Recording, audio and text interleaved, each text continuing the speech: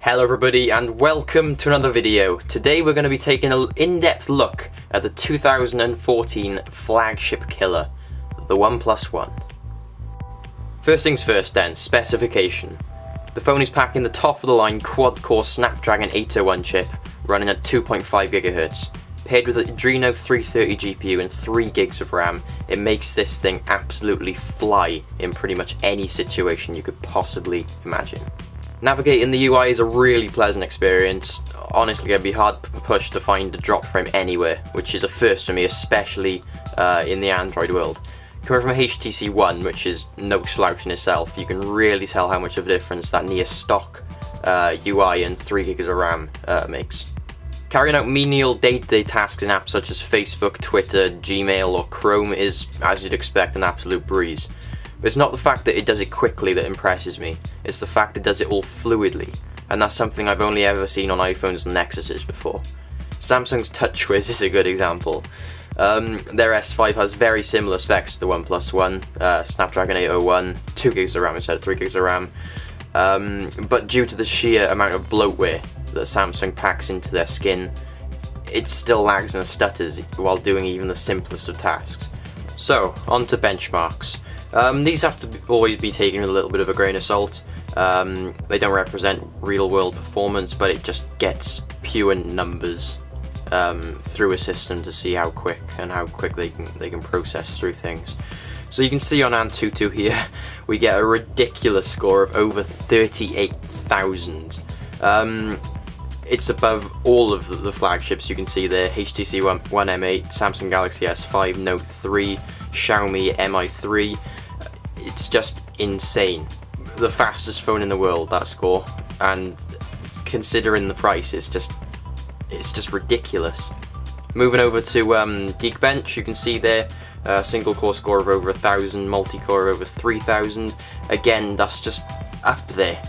And you've got to think, you can buy an iPhone 5C 8GB from Apple right now for, I believe, £350.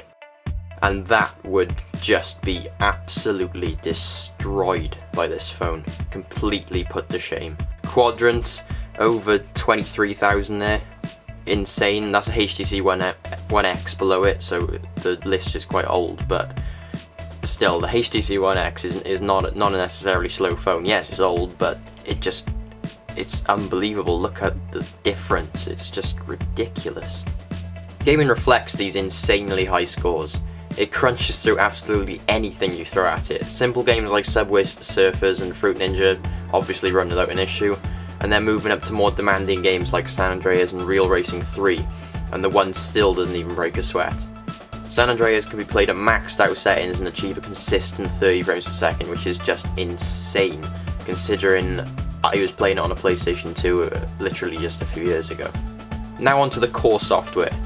The OnePlus One runs a tailor-made build of Cyanogen mod, dubbed 11S, which keeps that sort of stock feel and speed that you'd find in a Nexus, and then builds on top of that with a ridiculous amount of customization options. For one, you can choose between an on and off screen navigation bar, and on top of that decide what each individual button does.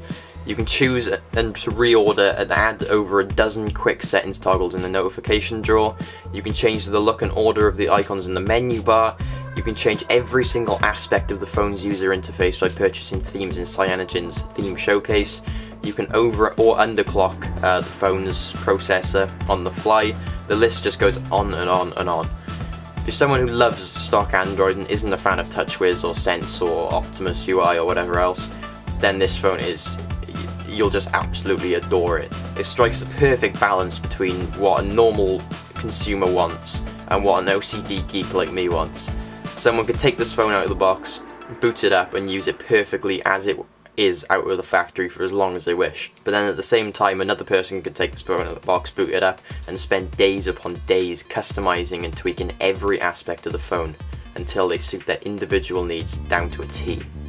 Now onto the hardware. The design is absolutely stunning. It's minimalistic and classy at the same time, which is something that you really wouldn't expect from a phone at this low price point. The metal band around the outside gives it that premium feel you don't really get with much more expensive phones, for example the LG G2 or even the Galaxy S5. The sandstone black finish on the back is absolutely gorgeous. It's so hard to describe, but it honestly feels like a really fine grit sandpaper. It's not an easy sell on paper, but literally the first thing that every single person who I've given this phone to, the first thing they say is how awesome the back feels. Onto that raised plane of glass on top of that metal bezel, that is the 5.5 inch 1920 by 1080p Gorilla Glass 3 IPS display with touch-on lens technology. It is, simply put, just magnificent. The sheer size of it makes viewing videos, photos and web browsing an absolute joy. It eliminates the need for a tablet while still being pocketable, just about. The colours, especially since the most recent update, are accurate and not oversaturated, and at 401 ppi it's nigh on impossible to discern each pixel. Onto the cameras. There's a 13 megapixel Sony Exmor sensor on the back capable of 4K video, and then a pretty average 5 megapixel sensor on the front capable of 720p video. The camera itself is pretty awesome, but again, Cyanogen software just adds to it. It allows customizability of pretty much everything you could want, be it image quality, ISO, shutter speed, filters, and even what codec you want to record video in. In good light, the photos are tack sharp, detailed, and virtually noise-free. However, in low light, I found it to struggle severely with shutter speed. The video quality, however, simply put, is awesome. Shooting in 4K means you'll be running out of space even on the 64 gig model extremely quickly, so I definitely recommend shooting in 1080p in all situations. Last few things then. Speakers. There are two downward facing mono speakers in the One, not stereo speakers as some reports have claimed.